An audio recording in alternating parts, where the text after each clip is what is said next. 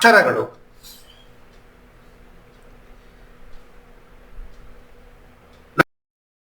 ಕೆಲವು ಶಬ್ದಗಳನ್ನು ಕೇಳಿದಾಗ ನಮ್ಮ ಮನಸ್ಸಲ್ಲಿ ದೇಹದಲ್ಲಿ ಕೆಲವು ವೈಬ್ರೇಷನ್ಸ್ ಆಗುತ್ತೆ.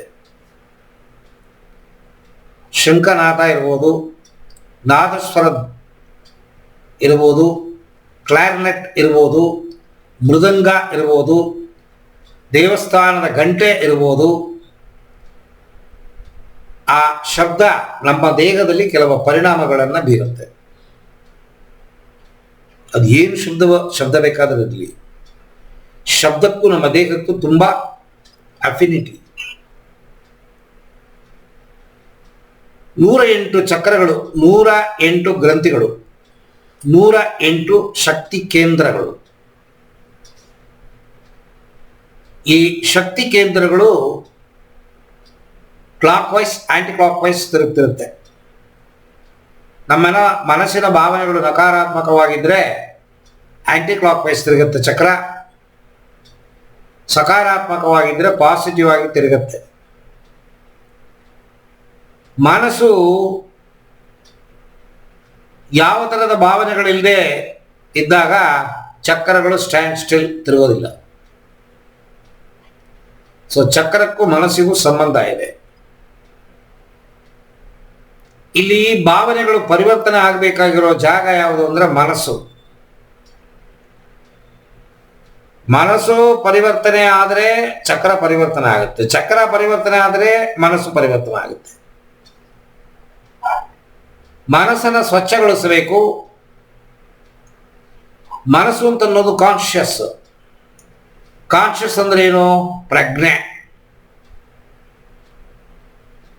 ಪಂಚ ಇಂದ್ರಿಯಗಳು ಆಕ್ಟಿವ್ ಆಗಿದೆ ಅಂತ ಅನ್ನೋದನ್ನ ತೋರಿಸಿಕೊಡುತ್ತೆ.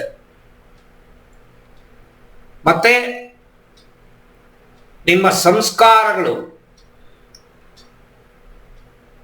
ತನ್ನ ತಾನು ಆಲೋಚನೆ ಮೂಲಕವಾಗಿ ಪಂಚ ಇಂದ್ರಿಯಗಳನ್ನು ದುಡಿಬಿಟ್ಟು ಚಟುವಟಿಕೆಯನ್ನು ಮಾಡೋಂಗೆ ಮಾಡುತ್ತೆ.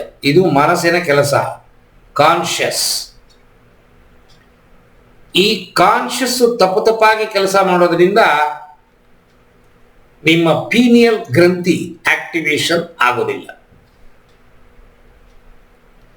ಪೀನಿಯಲ್ ಗ್ರಂಥಿ ಅಂತನ್ನೋದು ಆತ್ಮ ಕೆಲಸ ಮಾಡುವ ಜಾಗ.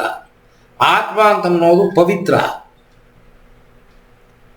ಮಜ್ಜಿಗೆ ಜೊತೆಗೆ ತಿಳಿಸಾರು ಸೇರುತ್ತೆ. ತಿನ್ನಕ್ಕಾಗತ್ತಾ? ತಿನ್ನಬಹುದು.